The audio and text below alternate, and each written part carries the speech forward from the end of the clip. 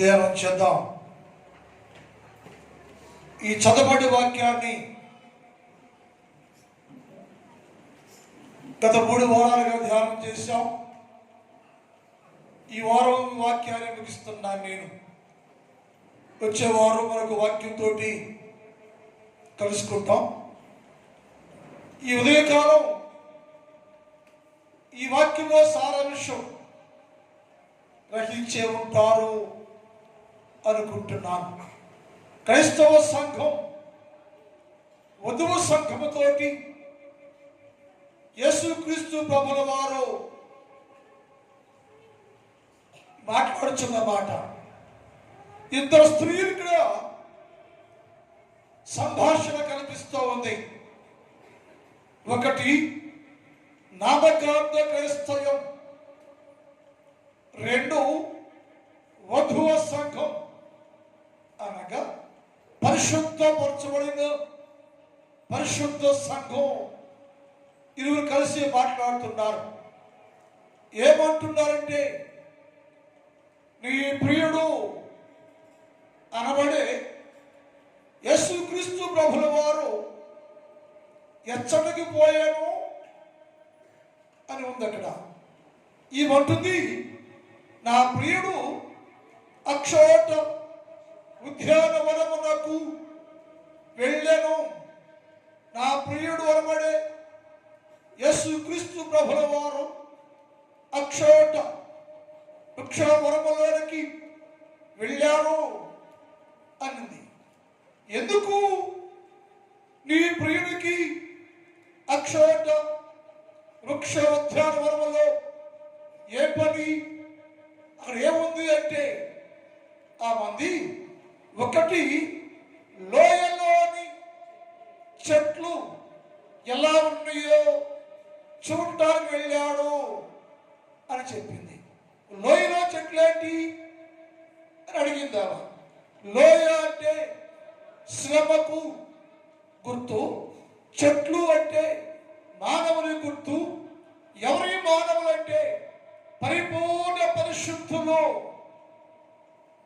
యేసుక్రీస్తు ప్రభుల వారి కలవరలో కాచిన రక్తములో కడగబడి, శుద్ధి చేయబడి, పవిత్రపరచబడి, పరిశుద్ధంగా జీవిస్తూ యేసుక్రీస్తు వారి కోసం లోకములో ఏవేవి లాభకరంగా, మేలుకరంగా, క్షేమకరంగా ఉన్నదో వాటన్నిటినీ విసర్జించి వదిలేసి ఆ యేసు ప్రభుల వారే నా దేవుడని దేవుని కొరకు నిలిచి ఉన్న పరిశుద్ధ సంఘం. వారు పరిశుద్ధులుగా యేసు ప్రభు వారి కోసమే జీవిస్తున్నప్పుడు శ్రమలు వచ్చాయి, కష్టాలు వచ్చాయి, బాధలు వచ్చాయి. ఆ శ్రమల కొలుగులో కూడా వారికి వచ్చిన శ్రమను ఎక్కడ కూడా ఆ శ్రమలో జారిపోకుండా, పడిపోకుండా, ఓడిపోకుండా సింహం వలె వారు విజయవంతమైన క్రైస్తవులుగా లోయ అనుభవములు జీవించారు అని రాయబడింది. ఆ పరిస్థితిని యేసు ప్రభుల వారు వెళ్ళి పరిశీలన చేస్తే చూస్తే పరిశుద్ధులందరూ కూడా శ్రమలోనే ఉన్నారు, శోధనలోనే ఉన్నారు, కరిగిపోతున్నారు, కాలిపోతున్నారు. కానీ వారికున్న విశ్వాసం, భక్తి కొంచెము కూడా చెదరలేదు, కొంచెము కూడా విడవలేదు, కొంచెం కూడా వదిలేయలేదు. ఎందుకంటే వారు యేసు క్రీస్తు ప్రభుల వారిని శరీరములో, హృదయాంతరంగములో ప్రతిష్ఠ చేసుకున్నారు. నా దేవుడు ఆయన నా కోసం ప్రాణం పెట్టాడు కదా, నన్ను ప్రేమించాడు కదా, నా కొరకు శ్రమ వస్తే ఆయనకు ఇవ్వబడతాను నేను అని శ్రమల కొలువులో అనగా లోయలోని అనుభవములు, శ్రమ అనుభవములు విశ్వాసులు, పరిశుద్ధులు కొనసాగారు. అందుకు మన యోహాను గురించి, దానియేలు గురించి, దావీదు గురించి నేర్చుకున్నాం. వారికి భయంకరమైన శ్రమ శోధన కలిగినప్పుడు దానియేలైతే సింహాల బోన్లో వేయబడ్డప్పుడు, సింహాల మధ్యలో పడుకున్నప్పుడు, సింహాల మధ్యలో నిలిచి ఉన్నప్పుడు అతను ఉన్న చుట్టూ ఉన్న శ్రమ, లోయ అనుభవం అని లేఖనాల్లో రాయబడింది. అలాంటి లోయ అనుభవంలో ఉన్నా సరే, సింహాల మధ్యలో ఉన్నా సరే ఎక్కడ భయపడక సింహం వలె, లేఖనంటే నీతిమంతులు సింహం వలె బహుధైర్యముగా ఉందరు. నీతిమంతులు శ్రమలో, శోధంలో, కష్టాల్లో, ప్రాణాపాయ పరిస్థితుల్లో కూడా నీతిమంతులు సింహాల మధ్యలో, అనగా సింహాల లాంటి శ్రమ శోధనల మధ్యలో కూడా నీతిమంతులు బహుధైర్యముగా సింహం వలె ఉంటారు అని రాయబడి. ఆ పెళ్లి యేసు ప్రభుల వారు ఆ లోయలో చూస్తే అందరూ శ్రమలోనే ఉన్నారు, కానీ ఎవరు కూడా పరిశుద్ధతలు లేక యేసు క్రీస్తు ప్రభుల వారిని విడిచిపెట్టిన క్రైస్తవులు కాదు. మన జీవితాల్లో విశ్వాసిగా ఉంటాం. శ్రమ వచ్చిందా, శోధన వచ్చిందా, బాధ వచ్చిందో, కష్టం వచ్చిందా, యేసు దూషిస్తూ ఉంటాం. యేసు ఎన్నో మాటలు అంటూ ఉంటాం. మాకే రావాలా, మాకే కలగాలి శ్రమలు అంటాం. వాటిని స్వీకరించలేము, వాటిని ఆహ్వానించలేము, వాటిని పిలిచి ఉండలేము. పిలిచి ఉంటే నీకు దేవుని రాజ్యంలో ప్రథమ స్థానాన్ని నా దేవుడు నీకోసము ఏర్పాటు చేశాడని లేఖనాల్లో రాయబడింది. రెండో ఎప్పుడైనా నీ ప్రియుడు ఎచ్చమైపోయారంటే ఉద్యానవనములో ఉన్న చెట్లన్నీ పూత పట్టినవో లేవో చూడటానికి వెళ్ళాడు అని చెప్పింది.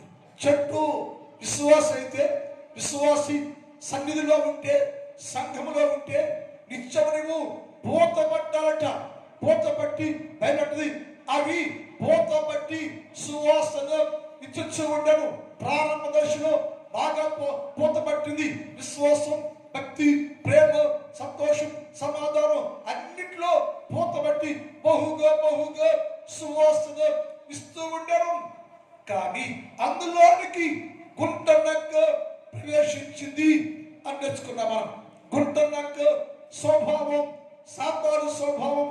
గుంట నక్క సాతాను అయితే, సంఘ విశ్వాసి దేవుని బిడ్డ అయితే, వనము దేవుని సంఘం అయితే, దేవుని సంఘములో నాటబడ్డ ప్రతి విశ్వాసి ప్రతి రోజు వాక్యం వింటూ వారు పూత బట్టి సువాసన జల్లే జీవితాలు కలిగి మలుస్తూ ఉంటే సాతానుడు దేవుని రాజ్యము, దేవుని సంఘములో విశ్వాసులు ఫలించకుండా చేయాలని పట్టిన పూతంతో రాజేస్తున్నాడు, రాలిపోయింది అని నేర్చుకున్నాం. ఏమిటయ్యే పూత అంటే, మొదట ప్రేమ అనే పూత రాలిపోయింది. మొదట ప్రేమ ఇప్పుడు లేదు నీకు. మొదట చాలా ప్రేమగా ఉన్నావు, చాలా ప్రేమ కనపరిచావు. ఏసాడు నిన్ను చూశాను నేను. మొదట నీకుండిన ప్రేమను వదిలేసావు అంటే యేసు ప్రభు నుంచి దూరం అయిపోతున్నావు నీవని యేసయ్య మాట్లాడు. అలా దానికి కారణం ఏంటంటే దేశం వచ్చి ప్రేమకు బదులుగా దేశము నీలో ప్రవేశిస్తే ఆ దేశము సాతాను స్వభావము అయితే, ఆ దేశము పగగా మారితే, ఆ దోషము అసూయగా మారితే, ఆ పూత నిన్ను రాజేస్తా ఉంటే నీ దగ్గర మిగిలింది మూడు మాత్రమే ఉంది. ఏమైందయ్యో బాగా పూత పట్టిందో, ఆ పూత చాలా దూరం వ్యాపించింది కదా అంటే, ఆ పూత అంతా గుంట నక్క అనబడే సాతాను దానిని పూతంతా రాల్చేశాడు. పూతంతా రాలిపోయింది. బోర్డుగా ఉండిపోయావు క్రైస్తవుడా. నీ జీవితంలోకి, నీ ఇంటిలోకి, నీ ఒంటిలోకి, నీ సంఘంలోకి గుంట నక్క ప్రవేశించిందో, సాతాను స్వభావాన్ని నీలోనికి ఆహ్వానించావో, అది నీతో ఉన్నంత కాలం ఎప్పటికేమో యేసుక్రీస్తు ప్రభులో తిరిగి పూత పెట్టే అవకాశము లేదు. అది నువ్వు ఫలిస్తూ ఉంటే, పుష్పిస్తూ ఉంటే, నీ జీవితాన్ని సర్వనాశనం చేసి మోడు బారిన జీవితాన్ని మనకి అనుగ్రహించుద్ది. అందుకని వేచను ఆ సాతాను అనగా గుంటనక్క కూడా లక్షణాలు గుర్తించి ఆ గుంట అంటే సహాయం చేయండి. అలా చూద్దాం ఒకసారి. మన ద్రాక్ష తోటలు పూతబట్టి ఉన్నవి. ద్రాక్ష తోటను గమనించారు. ద్రాక్ష తోట అనే సంఘము పూత పట్టి భక్తిగా ప్రార్థనలో బలంగా వాడబడుతూ ఉంది. ద్రాక్ష తోట అనబడే దేవుని సంఘం పుష్పించి పూత పట్టి విశ్వాసంలో భక్తిలో బహుగా విస్తరిస్తూ ఉంది. ద్రాక్ష తోటలు అనగా సంఘమును చెరుపుకుంట నక్క ఏం చేయాలంటే ఇప్పుడు మనం ఏం చేయాలంట? గుంట నక్క పట్టుకోవాలంట. అది కన్నా సహాయం చేయండి. గుంటలకు లోపం వచ్చేసింది, సహాయం చేయండి. సంఘాన్ని పాడు చేస్తుంది, సహాయం చేయండి. పోత వాలిపేస్తుంది, సహాయం చేయండి అని సంఘము యేసయ్య బిడ్డలో మాట్లాడుతున్న మాట. గుంట నక్క లోని ప్రవేశించింది. అది ప్రవేశించి పూతంతా వాలిపేస్తుంది. సహవాసాన్ని, ప్రేమను, ఐక్యతను కొలబట్టేసి పాడు చేసి సమాధానం లేకుండా అసమాధానం చేసి సంఘం అంతటిని మోడుగా మార్చేస్తాయో వాటి గుంట నక్కన పట్టుకోండి, సహాయం చేయండి. గుంటలకు లోటు ప్రవేశించింది, సంఘాన్ని పాడు చేస్తూ ఉంది, విశ్వాసాన్ని పాడు చేస్తుంది, విశ్వాసులను పాడు చేస్తుంది. కనుక మీరేం చేయండి? సహాయం చేయండి అయ్యో, సహాయం చేయండి, సహాయపడండి. ఆ గుంట నక్కను పట్టుకోండి, దాన్ని వదిలించండి, దాన్ని చంపేయండి, దాన్ని బాగు చేయండి, అది లేకుండా చేయండి. అప్పుడు నీ వనములో పుష్పించే రాటుబడ్డ చెట్లన్నీ క్షేమాభివృద్ధిలో ఉంటాయని లేఖనాల్లో రాయబడింది. అనగా మరి ఏంటంటే మన జీవితాల్లో ఒకవేళ సాధారణపడే గుంట నక్క కుటుంబాల్లోను సంఘములోను జీవితాల్లోనూ ప్రవేశించి ఆత్మీయ స్థితిని భంగపరిచి పాడు చేస్తా ఉంటే దాన్ని పట్టుకొని బయట పారవేసి ఆత్మీయ జీవితాన్ని బాగు చేసుకోవాలి. అప్పుడే సంఘము క్షేమాభివృద్ధి కలిగి ఉంటుంది. అప్పుడే క్షేమాభివృద్ధిలో ఉన్న సంఘము పూత పట్టుద్ది. క్షేమాభివృద్ధి సంఘము ఫలభర్తంగా అన్ని రంగాల్లో వర్తిల్లేదుగా ఉంటుంది. కానీ అది వచ్చిన సంగతి తెలుసు కూడా దాన్ని పట్టుకోకపోతే అది సంఘాన్ని అనగా వనమును అది పాడు చేయనని వాక్య భాగంలో వాక్య వారంలో దాన్ని నేర్చుకున్నాం. మనం ఈరోజు పాఠంలో చెప్పాడు చివరిగా అంటే ఎక్కడికి వెళ్ళాడు?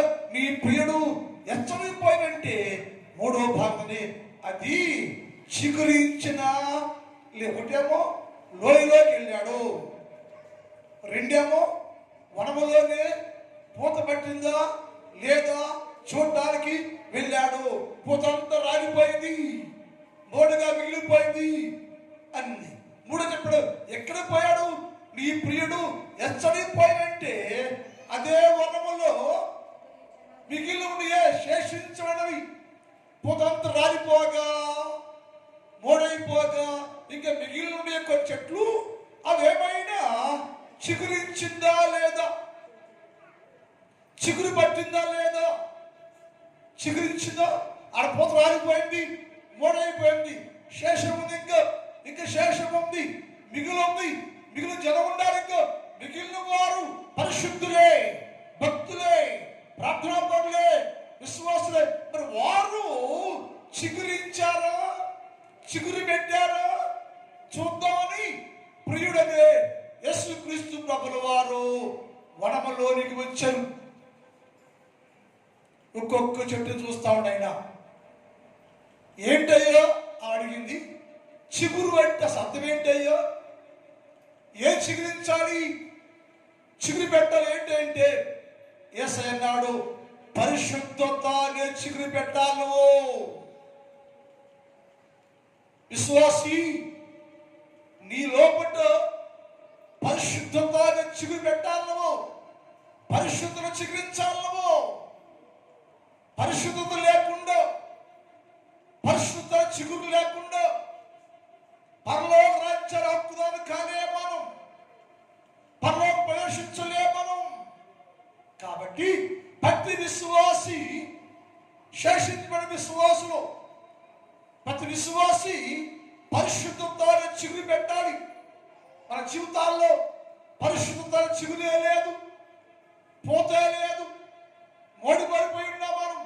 వీళ్ళు ఎంతకాలం ఉంటావు, ఎన్ని ఏళ్ళు ఉంటావు, ఎంతకాలం ఏ నిష్ప్రయోజనం చెట్టుగా సంఘంలో ఉంటే ఏంటి ప్రయోజనం?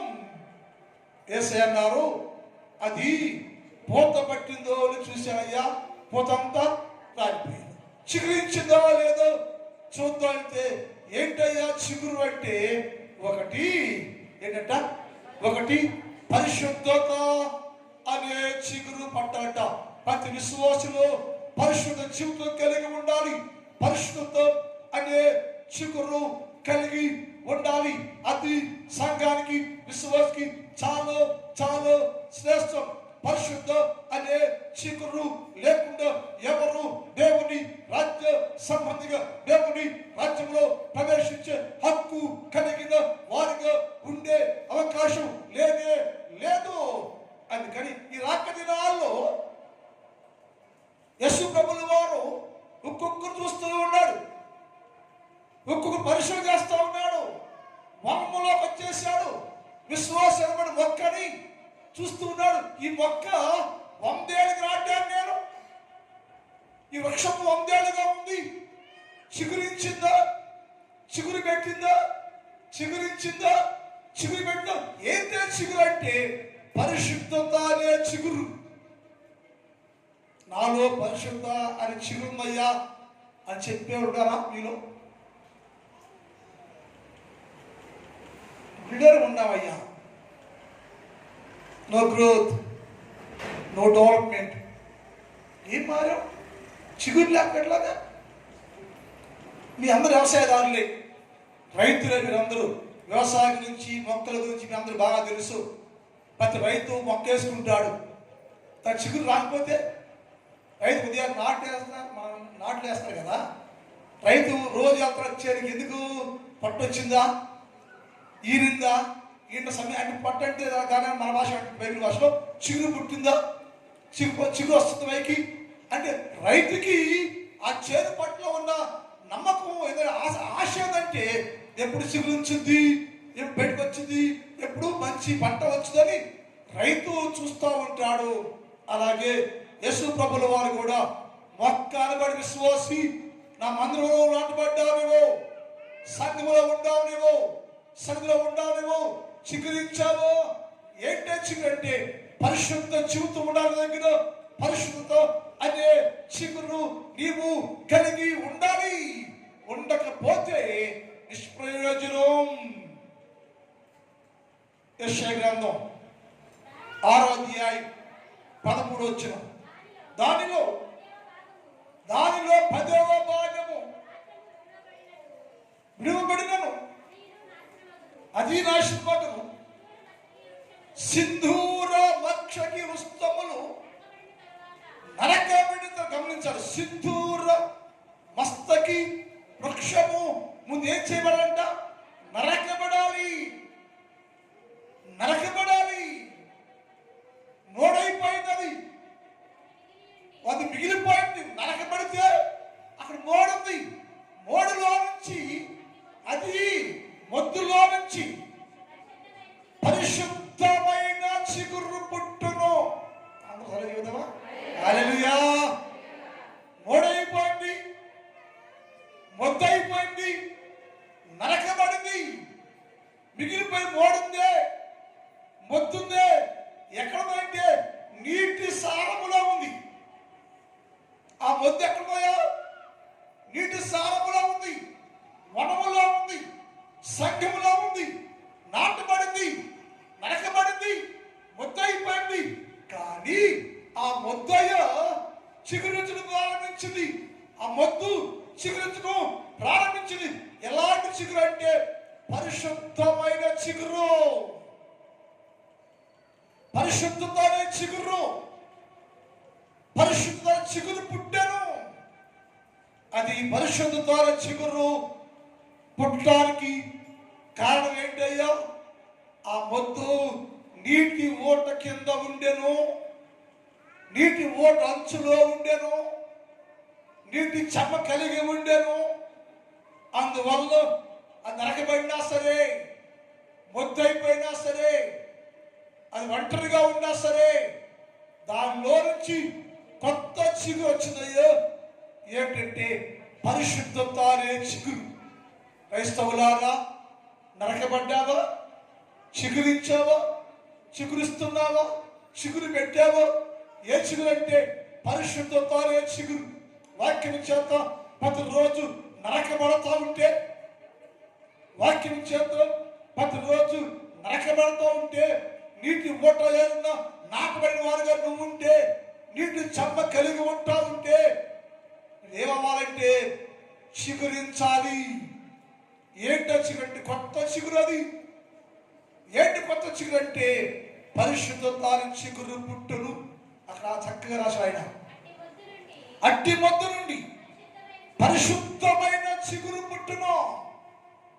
ఎండిపోయింది, రాలిపోయింది, నరకబడింది, కానీ అది ఎక్కడుందంటే నీటి వాసనలో ఉంది, వాక్యం వాసనలో ఉంది, నీటి వాసన యొద్ద నిలిచి ఉంది. అందుకని నరికినా సరే చిగురింటూ ప్రారంభించింది, చిగురిస్తూ ఉంది, పరిశుద్ధ జీవితాన్ని కలిగి ఉందయ్యో. పరిశుద్ధిగా ఉంటుంది అంటే ఎప్పుడు నరకబడ్డావో, నరకబడ్డ దగ్గర నుంచి నువ్వు ఎలా బ్రతకాలంటే పరిశుద్ధంగా పరిశుద్ధంగా పరిశుద్ధంగా పరిశుద్ధంగా చిగురు, కొత్త చిగురు కలిగి పరిశుద్ధమైన జీవితాన్ని కలిగి ఉండాలి. నీవు పరిశుద్ధం లేకుండా, పరిశుద్ధమైన చిగురు లేకుండా, పరిశుద్ధపరచబడుకోకుండా, పరిశుద్ధ చిగురు నీకు రాకోకుండా మోడులాగే ఉంటే, మొద్దులాగే ఉంటే, నీటి ఓటలోనే ఉండవు, మందిరంలోనే ఉండవు, సంఘంలోనే ఉండవు, వనములోనే ఉండవు.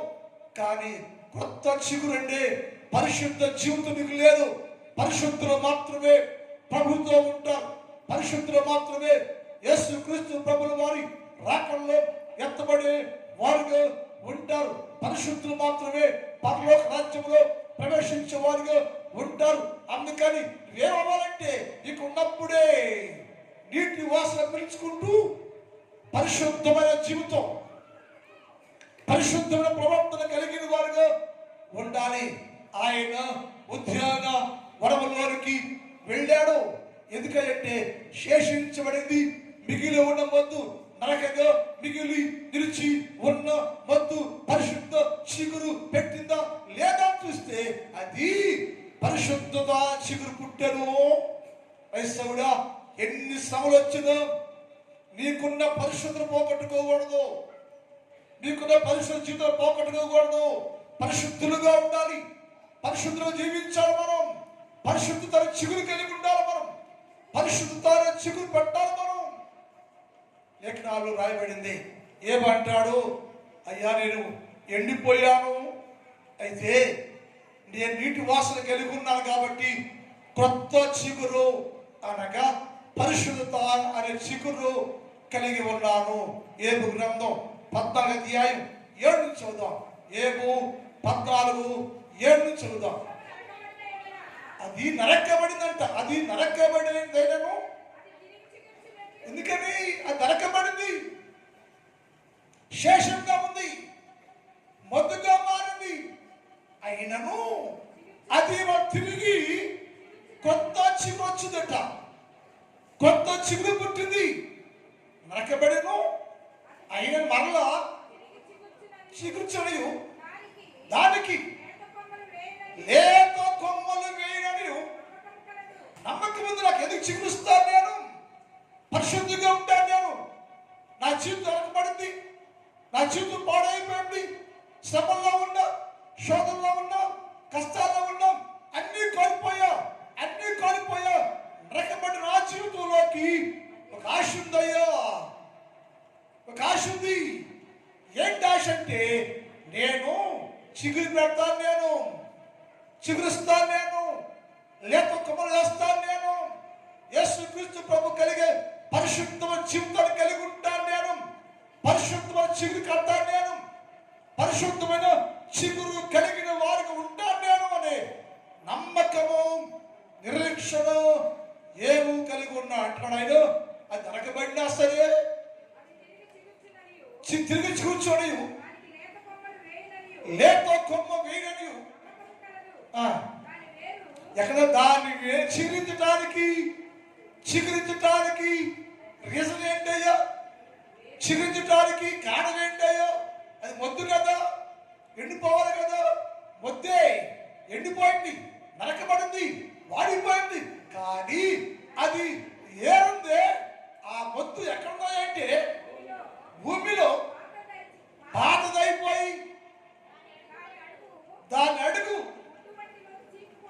పుచ్చు బట్టి చిక్కిపడిను. నీటి వాసన చేత అది కొత్త చిగురు వేసాను. హల్లెలూయా. నీటి వాసన మనకి ఏమిటంటే కొత్త చిగురు, పరిశుద్ధ అనే చిగురు కావాలంటే నువ్వు ఎక్కడుండాలి? నువ్వు నీటి వాసన దగ్గర ఉండాలి. వాక్యం దగ్గర ఉండాలి. నువ్వు వాక్యం లేదు, ప్రార్థన లేదు, సువాసన లేదు, వాక్యాలు విను. ఎప్పుడో సంవత్సరం ఒకసారి వచ్చి వాక్యం వింటే చిగురు పుట్టుద్దా? రోజు వస్తాను చిగురే పై. మీరంతా మంచోడు, రోజు వస్తారు, గుళ్ళోనే ఉంటారు, పాటలు పాడతారు, ప్రార్థన. చిగురు ఏది? నేను చూస్తే నేను కసమి అయ్యా ఏసా చూస్తే చిగురుందా? ఉందా? మరి చిగురు అని కాదు, ఉన్నావు కానీ ఎక్కడ లేవు నువ్వు? నీటి వాసన దగ్గర లేవు. నీటి వాసన లేదు దగ్గర, వాక్యం వాసన లేదు, వాక్యాన్ని కలిగి లేదు, వాక్యం ఉండడం లేదు. నువ్వు వాక్యమే లేదు. వాక్యం నీరు ఊట, వాక్యం నీరు ఊట దగ్గర లేదు. చిగురు పుట్ల ఎన్నాళ్ళ చిగురు లేకుండా ఉంటే, చిగురించకపోతే నువ్వు ఉన్నావంటే, నేను ఉన్నావంటే, మీరు కాదు నేను చెప్తా, నేను ఉన్నావంటే లేకపోయినా ఒకటే. ఎందుకని నీటిలోకి ఉండాలి నేను, నీటి ఓట వాసన కలిగి ఉండాలి నేను. అంటే వాసన పీల్చుకుంటేనే చిగురించిందంట, వాసన పీల్చుకుంటేనే చిగురించిందంట. మరి నీటిలో ఉంటే వాసన పీల్చుకుంటేనే కొత్త చిగురు. అనగా జీవితం పరిశుద్ధపరచబడితే, పరిశుద్ధంగా మార్చబడితే, వాక్యం లోపల ఉంటే, వాక్యం పైన ఉంటే, వాక్యం కలిగి ఉంటే కొత్త చిగురు పరిపూర్ణ పరిశుద్ధులుగా మార్చబడరు గాక. పరిశుద్ధులుగా మార్చబడతారు. ఎవరంటే నీటి ఓటలో ఉండేవారు. నరకబడిందట. కానీ అది విశ్వాసం. నాకు విశ్వాసం ఉంది ఏంటంటే తిరిగి అది నేను పోగొట్టుకున్న పరిశుద్ధ జీవితాన్ని పొందుకుంటాను. నేను పరిశుద్ధ జీవితం వచ్చుదు నాకు. నేను పరిశుద్ధుడిగా ఉండడానికి, పరిశుద్ధ అనే చిగురు కలిగి ఉండడానికి కారణం ఏంటంటే నీటి వాసన దగ్గర ఉంది. నీరు కలిగి ఉన్నాను నేను, వాక్యం కలిగి ఉన్నాను నేను. నీటి వాసన నా దగ్గర ఉంది. ఆ వాసన పిలుచుకుంటున్నా, వాక్యాన్ని పిలుచుకుంటున్నా, వాక్యంతో కలిగి ఉన్నాను నేను వాక్యం ఒకే చోట ఉంటున్నాం. అందువలన నా జీవితంలోకి పరిశుద్ధత అనే కొత్త చిగురు వచ్చింది. ఆయన ఉద్యానంలోకి వెళ్ళి చూస్తూ ఉంటే, ఎందుకయ్యా వెళ్ళామంటే అది చిగురించిందా లేదా వెళ్ళి చూస్తే అది పరిశుద్ధమైన చిగురు కలిగి ఉండేను. అది పరిశుద్ధ చిగురు కలిగి ఉండేను. కారణం ఏంటంటే అది నీటి వాసన పీల్చుకుంటూ, నీటి వాసన అనబడి యేసుక్రీస్తు ప్రభుల వారి వాక్యముతో నిబంధన కలిగి ఉండెను. అందుకని అది పరిశుద్ధత అనే చిగురు వేస్తుందా క్రైస్తవులారా? అందరూ కూడా పరిశుద్ధత అనే చిగురు పెట్టాలి. పరిశుద్ధ జీవితాన్ని కలిగి ఉండాలి మనం. పరిశుద్ధ జీవితం కలిగి ఉండాలి మనం. పరిశుద్ధులుగా ఉండాలి మనం. పరిశుద్ధంగా జీవించాలి మనం. పరిశుద్ధత చిగురు కలిగి ఉండాలి మనం. ఇంకో మాట ఉంది, యేసుకేలు గ్రంథం 36:8 చూద్దాం. యేసుకేలు 36:8.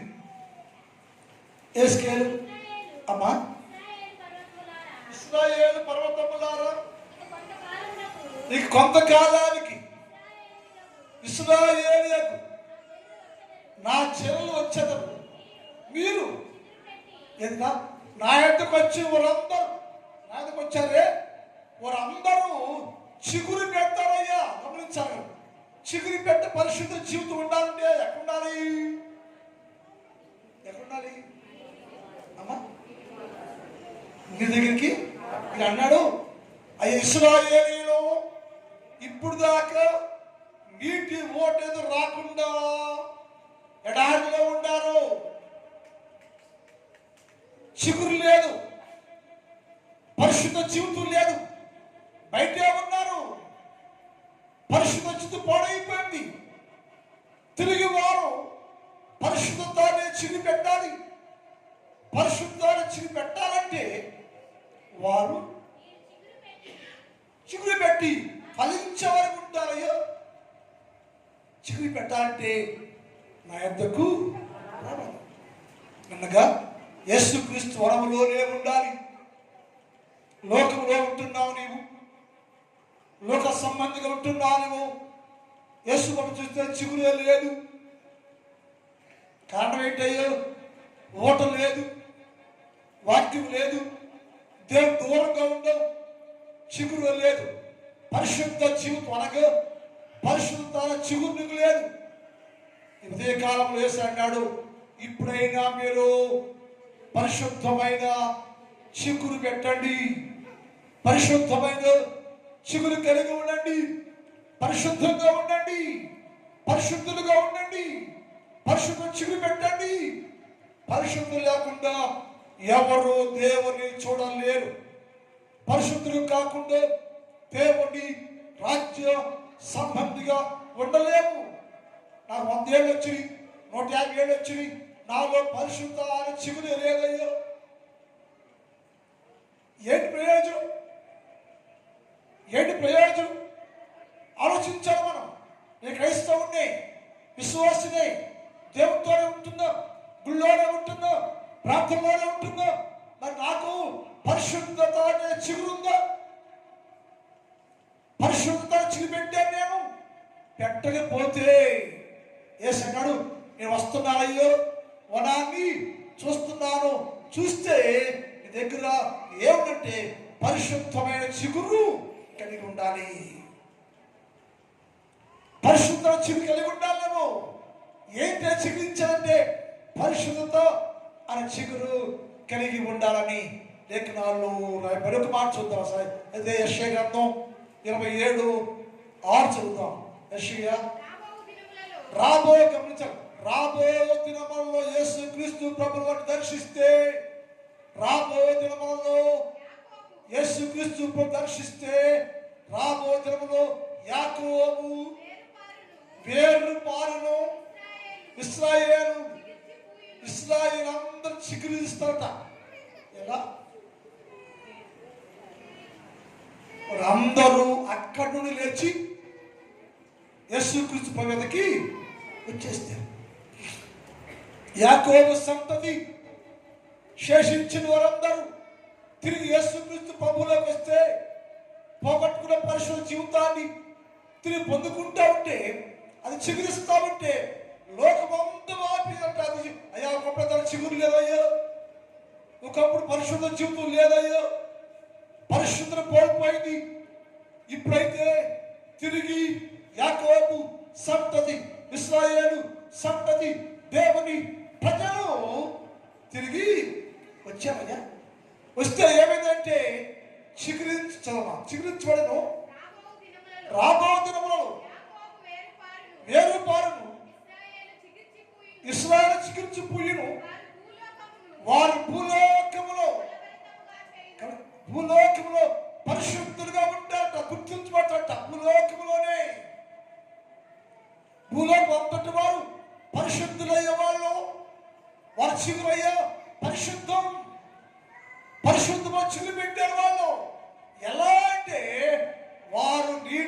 దేవుడు ఎదుగు వచ్చారయ్యా, దేవుడు ఎదుగు వచ్చారు, దేవుడు నాటబడ్డారు, దేవుడితో ఉంటున్నారు, చిగురు పెట్టారు. ఆ చిగురు అనగా ఆ చిగురు వరబడే పరిశుద్ధ జీవితం లోకమంతా కనపడదట. మనలో ఉన్న పరిశుద్ధ కనపడుతున్న లోకానికి, మనలో ఉన్న పరిశుద్ధ జీవితం కుటుంబంలో కనపడుతుందో? నా భార్య పరిశుద్ధురాలు, నా భర్త పరిశుద్ధుడు, నా బిడ్డ పరిశుద్ధులని నీ ఇంటి వారు నీ పరిశుద్ధుల గురించి చెప్పుకుంటారా? చెప్పుకున్నంత పరిశుద్ధ జీవితం కలిగి ఉన్నావా నీవు? నీ ఇంటి వారి గురించి చెప్పడక అంత పరిశుద్ధ చిగురు పట్టిందా? నీ చిగురును బట్టే నా భార్య చిగురు కనుక, నా భార్య పరిశుద్ధమైన చిగురు కలిగింది కాబట్టి నేను కూడా అలాంటి చిగురు పెట్టాలి. నీ భర్తకి ఆ వాసన, ఆ పరిశుద్ధ జీవితం కనపడాలి. అప్పుడే నీ కుటుంబంలో చిగురించింది. నీకు చిగురు లేక, నీ భర్త చిగురు లేక, నీ బిడ్డ చిగురు లేక, ఆ చిగురు అదే వాసన కనపడకపోతే క్రైస్తవుడు ఏంటి ఉపయోగం ఉంది? క్రైస్తవులు మనం క్రైస్తవులు ఉంటే ఆ చిగురేది, పరిశుద్ధ జీవితమేది, పరిశుద్ధ ఎక్కడ ఉంటున్నా మనం ఇప్పుడే గ్రహించి అంటాడు, నీ చిగురట దేశమంతా వ్యాపించినట్టు వాళ్ళందరూ పరిశుద్ధులయ్యో, పరిశుద్ధత అనే చిగురు కలిగి ఉన్నారు అని దేశమంతా చెప్పుకుంటాట. నిన్ను గురించి ఆ యేసయ్య చెప్పాలి. దేశము అవసరము లేదు, కానీ నీ పరిశుద్ధ జీవితము యేసయ్య చూస్తే ఆయన దృష్టిలో నీ దగ్గర పరిశుద్ధత అనే చిగురు కలిగి ఉంటే నా దేవుడు నిన్ను మెచ్చుకుంటాడట. అతడు హెచ్చరిపోయాడంటే వరంలోకి పోయాడు. ఎందుకంటే నిన్ను పరిశుద్ధ పోత పట్టిందా లేదా అని చూడటానికి వెళ్ళాను. రెండోది ఏంటయ్యా పోత అంటే, ఒకటేమో పరిశుద్ధ అనే పోతట, విశ్వాసపడాలి. రెండోది ప్రార్థన అనే పోతట. ప్రార్థన చేయట్లేదా అన్న చెప్పారు, క్షమించాలి మిమ్మల్ని కాదు. వాక్యం ఉంటుంది, ప్రార్థన అనే పూతలే చిగురులేదట. ఎంత ప్రార్థన చేస్తుంటే చిగురులేదట. ఏసు పక్కకి బుద్ధి లేదట అన్నాను. ఒకవేళ నేను అట్లా యేసయ్య ఇచ్చాడు, వనాన్ని చూశాడు. వనంలో ఏమో ఏం కావాలి? ప్రార్థన చిగురు కావాలి. ప్రార్థన చిగురుంటే ఆ ప్రార్థన వేరుగా ఉంటాయి. ప్రార్థన చిగురుంటే ప్రార్థన చిగురు పెట్టిన వారు ప్రార్థనలో చిగురు పెట్టారే వారి ప్రార్థన దేవునికి నీకు ఆ ప్రార్థనే వేరుగా ఉంటుంది. దానియేలు ప్రార్థన చేస్తున్నాడు, చిగురు పెట్టాడు. దానియేలు ఆ ప్రార్థనలో మాధుర్యం ఉంది, ఆ ప్రార్థనలో మమకారం ఉంది, ఆ ప్రార్థనలో యేసు ప్రభుని హెచ్చించేది ఉంది, ఆ ప్రార్థన యేసు ప్రభుకి భయంకరంగా ఉంది. ఎక్కడో సొంత డబ్బా కొట్ల మీరు ప్రార్థన ఏమంటే ఆయన దీవించు, వీళ్ళు దీవించు, యేసు దీవించు, ఎలక్షన్ దీవించు, ప్రార్థించు. ఏం ప్రార్థన?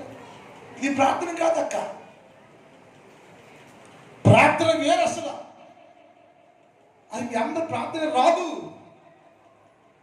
ప్రార్థన అంటే చిగురు పెట్టేవారు ప్రార్థన దేవునితో ముఖాముఖి యేసు రాజ్యాన్ని ఎత్తి పట్టుకుంటూ ప్రార్థన చేయాలి. ఆదివారం ఆ ప్రార్థన చేస్తున్నారు, బుధవారం ఆ ప్రార్థన చేస్తారు, ఆదివారం నాడు వేరే ప్రార్థన చేయకూడదు. వాక్యం కోసమే ప్రార్థన చేయాలి. మీరు ఆదివారం ప్రార్థన అంటే సాకుల కోసం, పరిశుద్ధాత్మ కోసం, పరిశుద్ధ వాక్కు కోసం, పరిశుద్ధ చింతన కోసం మాత్రమే దేవాలయం ప్రార్థన చేయాలి. వేరే సోది ప్రార్థన చేయకూడదు. ఆదివారం మాత్రం నీవు వేరే వాటితో ప్రార్థన చేసుకోవచ్చు. నీ కోసం, నీ అమ్మ కోసం, కుటుంబం కోసం, అందరి కోసం పెట్టే శుక్రవారం, శనివారం విజ్ఞాపన ప్రార్థన అదంటారని ఇతరుల కోసం ప్రార్థన చేసుకోవడం. ఆదివారం అదే ప్రార్థన చేస్తున్నారు మీరు, బుధవారం అదే ప్రార్థన, శుక్రవారం అదే ప్రార్థన, అంతా ప్రార్థన రికార్డ్ తిప్పటమే. అంటే మీకు ఏమంటే ప్రార్థన నేర్చుకోవాలి. మీరు చిగురు పెట్టే ప్రార్థన చిగురు కావాలి. ప్రార్థన చిగురు పెడితే మాట్లాడరు, మాట్లాడి లోక సంబంధం మాట్లాడరు, వారి గురించి మాట్లాడరు, దేవుడితో మాట్లాడుతున్నారు. చిగురు పెట్టి అని అన్నాడు. ప్రార్థన చిగురు పెట్టిందో చూద్దాం అన్నట్ట. ప్రార్థన చిగురు పెట్టిందో లేదో చూద్దామని ఆయన వెళ్తే దానియేలు కాబట్టి దానియేలు ప్రార్థన అంట ముఖాముఖిగా దేవుడితో మాట్లాడుచుండను, ముఖాముఖి దేవుడితో మాట్లాడుచుండను.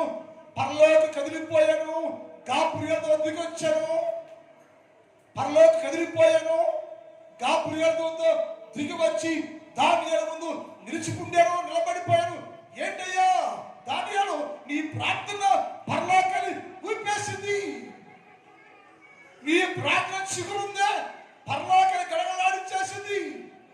దానియేలు లే, కూర్చో.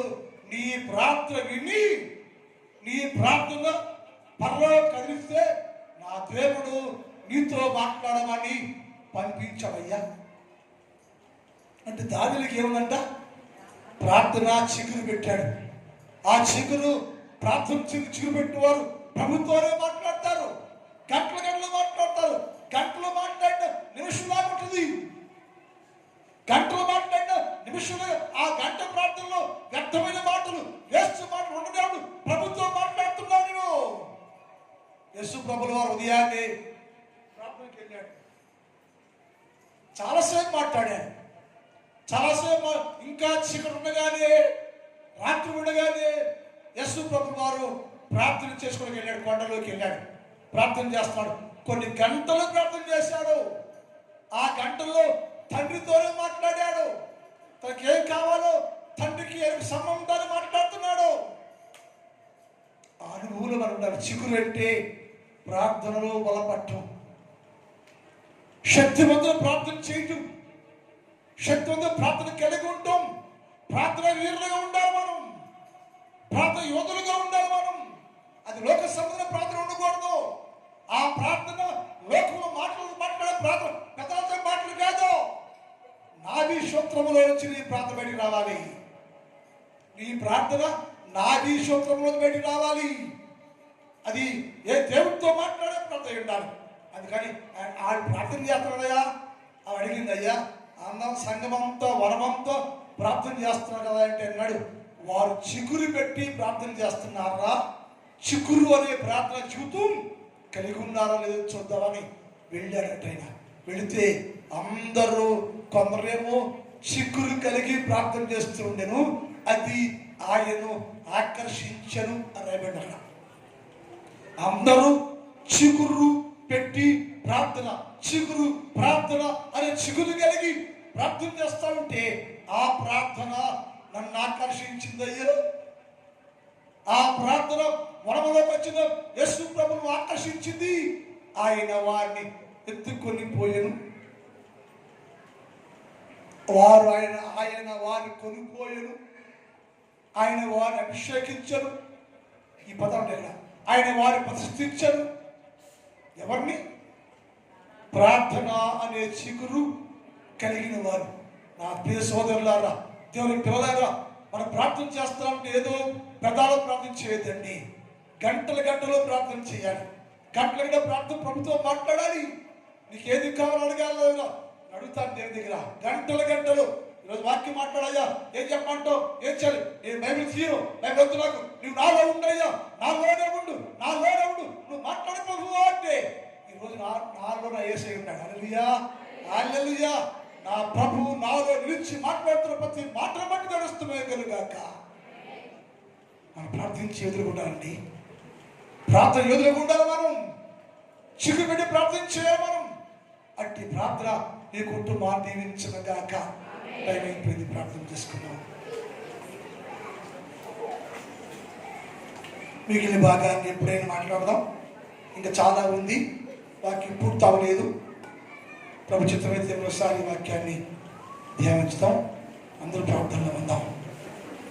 ప్రార్థన చేసుకో తల్లి, ప్రార్థన చేసుకోండి, ప్రార్థన చేసుకో తల్లి, ప్రార్థన చేసుకోమ్మా. చిన్న ప్రార్థన చేసుకోండి, చిన్న ప్రార్థన చేసుకోండి, చిన్న ప్రార్థన. అయ్యా, నా జీవితంలోకి పరిశుద్ధత అనే చిగురు కావాలయ్యా, ప్రార్థన అని చిగురు కావాలేసయ్యా, ప్రార్థన చిగురు కావాలేసయ్యా, పరిశుద్ధత చిగురు కావాలేసయ్యా. నీ కుమారుడయ్యా, రక్తంలో కడగబడ్డాయి నేను, రక్తంలో కడగబడ్డాయి నేను. అయితే ప్రభువా, నాలో ఇంకా ప్రార్థన చిగురు లేకపోతే ఇప్పుడే సహాయం చేయ. బలమైన ప్రార్థన, శక్తివంతమైన ప్రార్థన నేను కలిగి ఉండాలయ్యా. అంటే ఈ ప్రార్థన చిగురు నాకు కలుగు చేయ ప్రభువా. పరిశుద్ధత చిగురు కావాలేసయ్యా. నాతో మాట్లాడు ప్రభు, చిగురు పెట్టాలి, నేర్చుకోవాలి, నీకు ఇష్టమైన జీవితం జీవించాలి తండ్రి. సహాయం చేయమని అడుగమ్మా. అక్క ప్రార్థన చేసుకో తల్లి, ప్రార్థన చేసుకోండి, ప్రార్థన చేసుకోండి, ప్రార్థన చేసుకోమ్మా, ప్రార్థన చేసుకో, ప్రార్థన చేసుకోండి, ప్రార్థన చేసుకోండి, ప్రార్థన చేసుకోండి, ప్రార్థన చేసుకోండి, ప్రార్థన చేసుకోండి. ఆత్మదేవా, నీకు దర్శించయ్యా, దర్శించయ్యా. ప్రార్థన చిగురు కావాలి, పరిశుద్ధ చిగురు కావాలి, వాక్యమైన చిగురు కావాలి. నాతో మాట్లాడయ్యా, ఇప్పుడే బలపరచు, అభిషేకించయ్యా. ప్రార్థన చేసుకో. దేవుడు దీవించిన గాక. ప్రార్థన చేసుకోండి, అందరూ ప్రార్థన చేసుకోండి, అందరూ ప్రార్థన చేయండి. అయ్యా, దర్శించయ్యా, దర్శించయ్యా, దర్శించయ్యా. నా జీవితం గొప్ప కార్యం చేయ. నా జీవితం అయ్యా, నా జీవితం పరిశుద్ధత కలిగి ఉండాలి. పరిశుద్ధత అనే జీవితాన్ని, పరిశుద్ధ అనేటువంటి చిగురు కలిగి ఉండాలి ప్రభు. వచ్చి చూస్తే అయ్యా, నాలో పరిశుద్ధ పరిశుద్ధ చిగురు అనుభవము, పరిశుద్ధ అనే చిగురు లేకపోతే వ్యర్థమయ్యా. ఇప్పుడే సహాయం చేయ అని ప్రార్థన చేసుకోండి, ప్రార్థన చేసుకోండి. మా గరుడమైన తండ్రి, నీ పాదములకు స్తోత్రాలు. పరిశుద్ధుడమైన దేవ, ఈ మధ్యాహ్న కాలంలో మీరు మాతో మాట్లాడే ప్రభు. నీ ప్రియుడు ఎచ్చడికి పోయాను, లోయలోనికి పోయాను. నీ ప్రియుడు ఎచ్చడికి పోయాను, వనములోనికి పోయాను. ఎందుకు వెళ్ళాడు? పూత పట్టిందో, చిగురించిందో లేదో చూచి రావటానికి వెళ్ళాడు చెప్పావయ్యా. ఇప్పుడు చూస్తే చిగురు కలిగి ఉన్నారు, ఆ చిగురు దేశం అంతా వ్యాపించింది అని చెప్పాడు తండ్రి. మేము కూడా అలాంటి పరిశుద్ధమైన చిగురు పెట్టి, పరిశుద్ధమైన చిగురు కలిగి, మా చిగురు అయ్యా లోకమంతా వ్యాపించాలి. మా పరిశుద్ధ జీవితం లోకమంతా వ్యాపించాలి తండ్రి. అలాంటి జీవితాలు మేము కలిగి ఉంటకు సహాయం చేయి. ఈ మధ్యాహ్న కాలంలో నీ సన్నిధిలో మోకరించి వీళ్ళందరూ దర్శించి, చిన్నవారు, పెద్దవారు, స్త్రీలు, పురుషులు, వృద్ధులు, యవనస్తులు చాలా మంది ఉన్నారు తండ్రి. ప్రతి బిడ్డను పేరు పేరు వరుసను దర్శించండి, దీవించండి, ఆశీర్వదించండి, అభిషేకించండి. పరిశుద్ధ చిక్కును కలిగిన వారుగా ఉంచండి. నా సంఘాన్ని కూడా దీవించండి, ఆశీర్వదించండి. నా సంఘములో ఉన్న ప్రతి కుటుంబాన్ని దీవించండి, ఆశీర్వదించండి. ఏ కుటుంబానికి ఏది కావాలో సహాయం చేయి. వ్యవసాయం చేస్తున్న ప్రతి వ్యవసాయదారుడు మంచి పంటలు పండించుకొని, మంచి పంటలు కూర్చుకొని మీ సన్నిధిలో గొప్ప సాక్షిగా నిలిచి ఉన్నారు తండ్రి. సహాయం చేయండి. పరీక్షల కొరకు సిద్ధపడుతూ ఉన్న వీళ్ళందరూ దర్శించండి, దీవించండి. ప్రతి పరీక్షల్లో ఫస్ట్ ర్యాంకులో పాస్ అవ్వడానికి సిద్ధపరచండి, సహాయం చేయండి, మేలు చేయండి. ఈ మధ్యాహ్న కాలంలో విస్తరణ పడ్డ ప్రతి బిడ్డను దీవించి పంపించమని యేసు వారి పరిశుద్ధ నామములో ప్రార్థిస్తున్నాం తండ్రి. లేచిపోదామండి. ఆశీర్వాదముల్ మా మీద వర్షింప చేయుమీసా, ఆశతో అన్నీ ఉన్నాను, ఈ సత్య వాక్త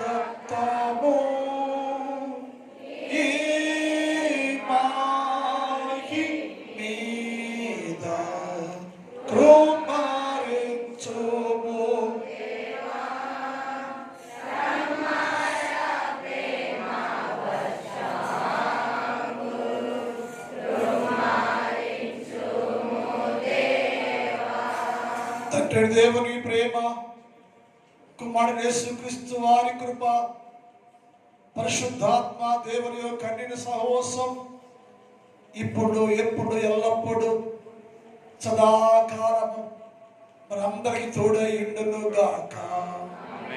ఆమేన్. హల్లెలూయా, హల్లెలూయా. మీ అందరూ కొందనాన్ని క్షేమంగా వెళ్ళండి.